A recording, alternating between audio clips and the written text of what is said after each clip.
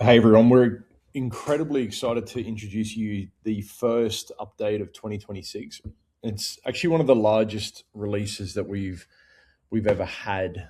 So there's a couple of pretty major changes and updates that have happened, and we just want to say thanks to all the clients that have worked with us to test, provide feedback, and get it as close as possible.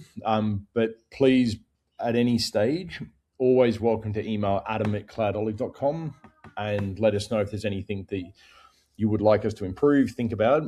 Our ears are always open. So let's get into it, okay? So firstly, one of the big updates that we've been getting asked for from our clients for quite a while now is I want to be able to see if there's anything inside of my CRM, AutoTask or ConnectWise that we're billing our customer that is no longer or is not on a invoice coming in from the supplier.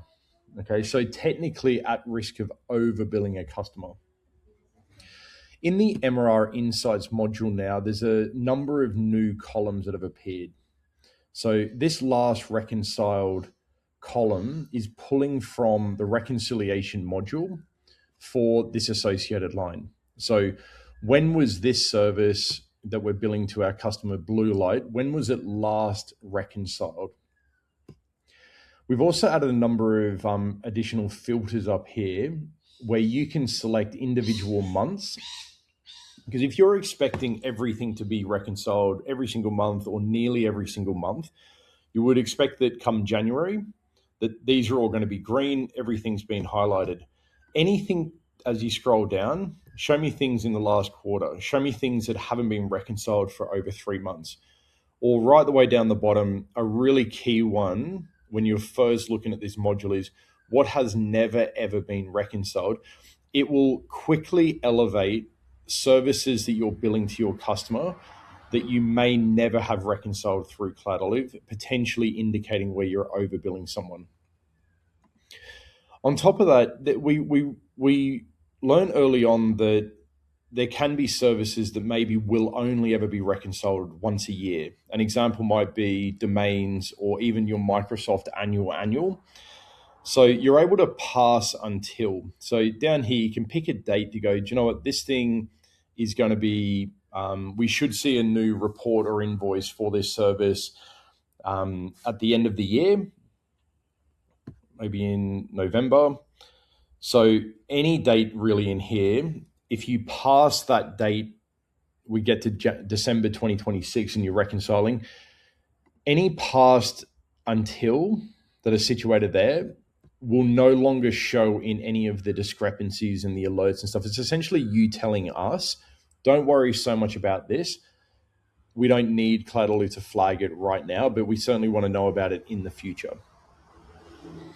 The other piece that you can select yourself, so these will default. If you've reconciled via Cloudolly, this will automatically update.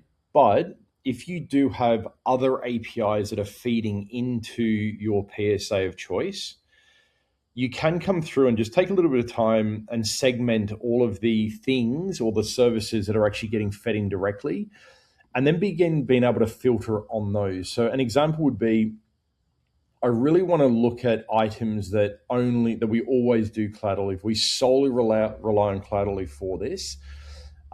Or maybe we just want to look at all of the things via API. So now we can add these additional filters, ideally just quickly segmenting the information that you care about. The aim here has always been, let's try and make it as quick and as simple and as easy for you to find what you need to find and act on it. Okay. The other key column and capability that this release has enabled is we've begun linking the reconciliation modules, so all of the vendor services, all of the vendor costs that are coming in from the vendor side or the supplier side, and linking it into your AutoTask or ConnectWise. So one of the other updates is we've begun to add icons just to make it a little bit easier for you to find your way around and understand what's going on. So a few other things here. This column here is a really important one. This one will actually now have it where you can isolate down. I want to see the AutoTask or ConnectWise count on the specific service. compared to what the vendor is saying when it was last reconciled. So again, consolidating really useful information into one screen for yourself to then decide how you want to act on it. And this will also show, similar to the discrepancies in the reconciliation module, this will now begin to display if what is displayed as last reconciled to what's currently active in your PSA does or doesn't line up. Okay, so another set of eyes on this problem. This also gives you an approach now where I just want to look at one customer. So if I just wanted to look at, say, Article 1, who's one of my customers, you can now segment this information down and much more easily be able to go, okay, what has or hasn't been reconciled? What do the numbers look like? Okay, fine. This is a large customer of ours. I want to just true this up, get the invoices out the door quicker, and then work on the long tail of smaller accounts. And on that vein, okay, so one of the other concepts we've rolled out in this release is I want to be able to mark certain customers as a key account. That could mean anything to you. Like we initially thought potentially just the largest customers. Where you can find that, so if I come into the accounts tab and I search for Article 1 here, if I edit this, I can add this to the critical path. Critical path to us is we want to be able to quickly isolate certain information. So if I now look at, I might need a refresh.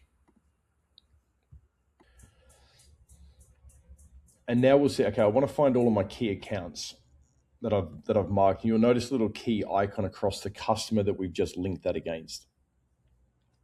You can mark as many or as few clients as you want in terms of your own sort of isolating key accounts in our terminology.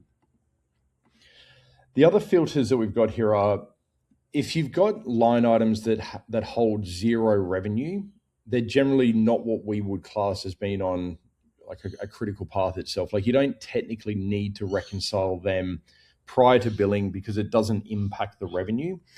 So if you want to hide all of the line items that do not hold any revenue against it, this is how you can do it. So what this is looking at is the unit sell price on the specific service that's going to your client, is it marked at zero? Yes. Okay, we're gonna remove that from this view.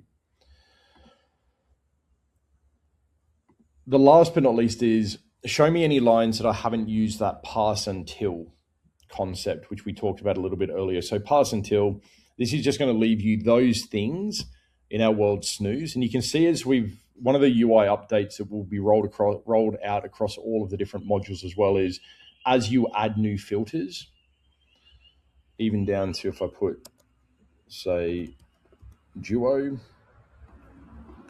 all of these things now get added and you can much more easily just remove them as you see fit and open up more and more information for yourself to display.